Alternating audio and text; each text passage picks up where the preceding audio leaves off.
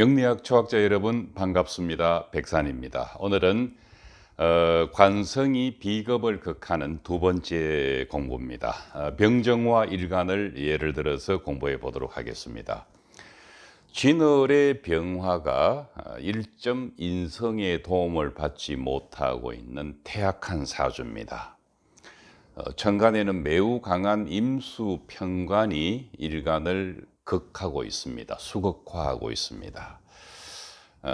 일간 입장에서는 매우 곤란한 입장인데, 천간에서 용신에 해당되는 갑을목을 만난다 손치더라도 수기가 워낙 강하기 때문에 원하지 않는 생을 하게 되는 경우입니다. 병정화가 온다면 바로 극을 해버립니다. 용신과 이 신을 사주 천간에서 받아줄 만한 오행이 없는 게 매우 아쉽습니다. 지지에서 인사오미술, 즉 지지 화목 오행이 와서 일간을 돕고 싶지만은 원국의 지지에서 이들 용신성 오행이 왔을 때 마중 나가서 받아줄 만한 오행이 아예 없습니다. 그래서 술토가 오면 진술충을 해버리고 자수가 오면은 좌우충을 합니다. 그나마 미토나 임목이 좋다고는 하겠지만은 그래도 원국에 용신성 오행이 없는 한계가 있을 것 같습니다. 묘목이나 사화는 크게 작용력은 없습니다. 이 분은 사주 천간에서 편관이 두 개가 있습니다. 이 남자분은 인성이 아예 없고 사주를 편관이 지배하고 있다고 보면 됩니다. 이런 경우는 주로 물은 많은 생각을 일으키는 것이고, 또 편관이라는 것은 여러 가지 장단점이 있지만 특히 기구신일 경우에는 아주 포악한 성격을 드러내 버리는 경향이 있습니다. 평상시에는 잠잠하다가도 일간에 힘이 없기 때문에, 그러나 편관이 강한 감성작용을 일으킬 때는 본인 또 자기를 제어할 수 없을 만큼 감정이 폭발하게 되는 것입니다. 그래서 성격이 매우 포악해서 주변 사람들로 하여금 예상을 할 수 없는, 어떤 행동이 나올지를 예상할 수 없는 그런 부담스러운 성격을 가지고 있는 분의 성격입니다. 일간이 태약할 때 이 사람의 편관성 성향은 평상시에 쉽게 드러나지는 않습니다. 그러나 결정적인 순간에 드러나게 되는 것입니다. 이런 분들이 만약에 술을 먹으면은 주사가 심합니다. 그리고 편관이 임수라는 오행과 만나서 많은 생각을 하다 보면은 자기 생각에 도취돼 버리고 또는 망상으로 흘러가게 되는 것입니다. 이럴 때 인성이라도 있어 준다면은 사주의 균형을 잡을 수는 있지만은 거의 이 경우는 기구신이 사주를 지배하고 있는 사주라고 보는 것이 옳겠습니다.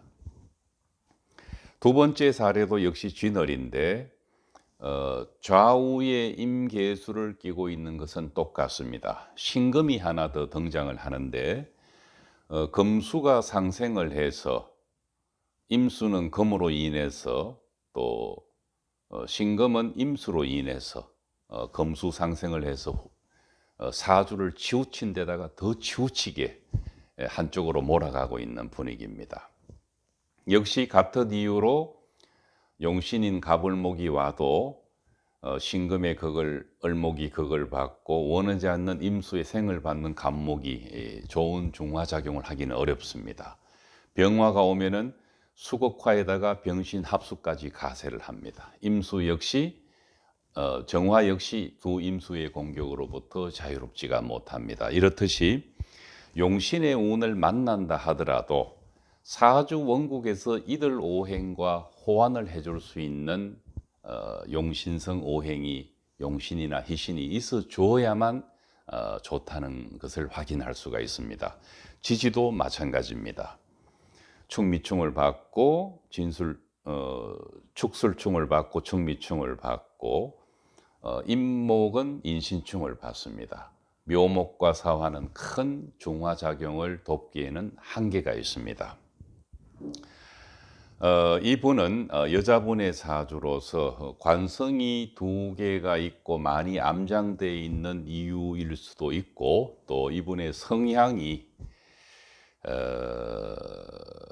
일부 종사하기는 어려웠던 모양입니다. 그래서 석관성 외도를 하고 또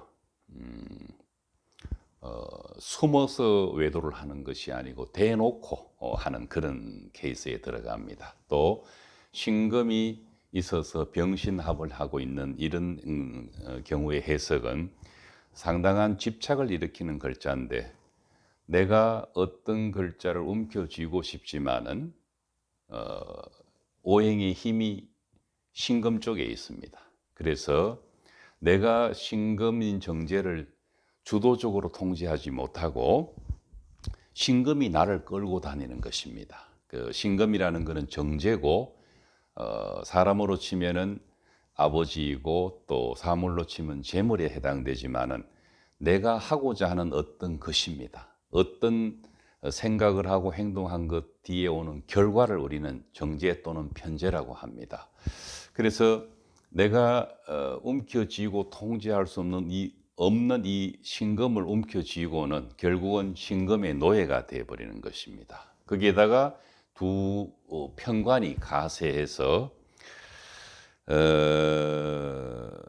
일반적인 가정주부로서는 상상하기 힘드는 그런 가정 외의 사생활을 갖고 있습니다. 관성이 비겁을 극하는 사주에서 첫 시간은 금이 목을 극하는 경우였는데, 만약에 극하는 이 정관과 편관이 한신일 경우에는 결코 일간을 극하지 않는다고 이야기를 했습니다. 그리고 극하는 정관과 편관이 용신 또는 희신이어서 사주의 중화작용을 할 때는 역시 일간을 극하지 않는다고 공부를 했습니다. 수가 화를 극하는 경우에는 수가 용신인 경우는 있습니다. 용신과 희신인 경우는 있지만 한신인 경우는 병정화 일간에서 존재하지 않습니다. 그렇다면은 기구신인 수가 희용신에 해당되는 일간 병정화를 극할 때 강한 물이 극해 올 때의 불의 마음을 이해를 해야만 합니다. 이것이 매우 중요합니다. 그래서 극하는 물의 입장에서는 불이 아주 만만하고 가스로운 아주 미약한 대상일 것이고, 약한 불 입장에서는 물은 두려움의 존재입니다. 항거할 수 없고 거부할 수 없는 어떤 대상이기 때문에 이 수가 가지고 있는 기본적인 속성은 식신 또는 상관의 속성을 가지고 있습니다.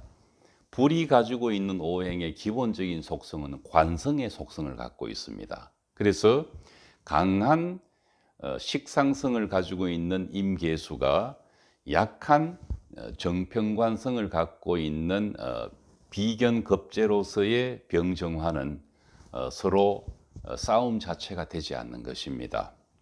그래서 이 두 경우의 사주를 본다면은 일간인 병화 내 자신이 사주의 중화를 주도하지 못하고 기구신에 의해서 사주가 지배당하고 있는 거라고 볼 수가 있습니다. 만약에 여름에 사오미월에 또는 묘월에 병정화가 수금이 중화용신이라고 했을 경우에는 어떤 경우라도 천간에 있는 임계수는 일간을 극하지 않습니다. 사주의 중화작용을 하기 때문에 일간을 극할 수가 없는 것입니다.